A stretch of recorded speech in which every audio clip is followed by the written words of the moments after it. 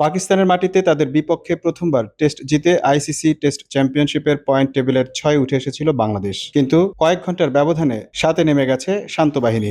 একই ম্যাচে নিয়ম ভেঙে শাস্তি পেয়েছেন বাংলাদেশের অলরাউন্ডার সাকিব আল হাসান। আইসিসির এক সংবাদ বিজ্ঞপ্তিতে জানিয়েছে, রাওয়ালপিন্ডি টেস্টে স্লো ওভার ব্যাটের কারণে এ শাস্তি পেয়েছে বাংলাদেশ।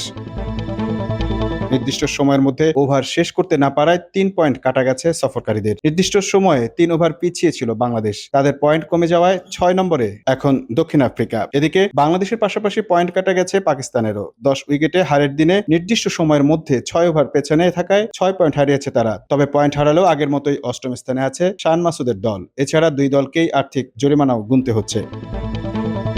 পাকিস্তানের ৩০% বিপরীতে বাংলাদেশের ম্যাচ ফি কাটা গেছে ১৫%। অন্যদিকে আইসিসির আচরণবিধি ভেঙে শাস্তি পেয়েছেন সাকিব। ম্যাচের দ্বিতীয় ইনিংসের ৩৩তম ওভারের সময় পাকিস্তানের ব্যাটার মোহাম্মদ রিজওয়ানের দিকে বল ছুড়ে মারেন তিনি। মূলত ব্যাটিংয়ের প্রস্তুতি নিতে সময়ক্ষেপণ করার কারণে রিজওয়ানের উপর ক্ষুব্ধ হন সাকিব।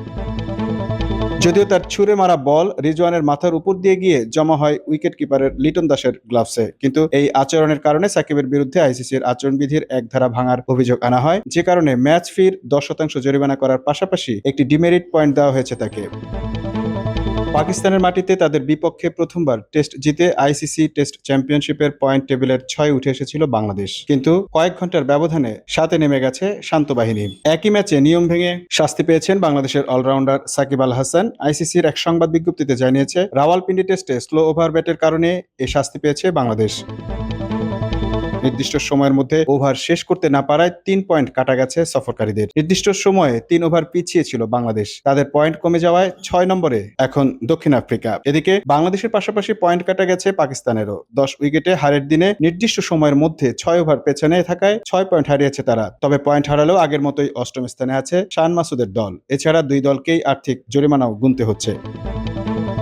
পাকিস্তানের ৩০%-এর বিপরীতে বাংলাদেশের ম্যাচ ফি কাটা গেছে ১৫%। অন্যদিকে আইসিসির আচরণবিধি ভেঙে শাস্তি পেয়েছেন সাকিব। ম্যাচের দ্বিতীয় ইনিংসের ৩৩তম ওভারের সময় পাকিস্তানের ব্যাটার মোহাম্মদ রিজওয়ানের দিকে বল ছুড়ে মারেন তিনি। মূলত ব্যাটিংয়ের প্রস্তুতি নিতে সময়ক্ষেপণ করার কারণে রিজওয়ানের উপর ক্ষুব্ধ হন সাকিব।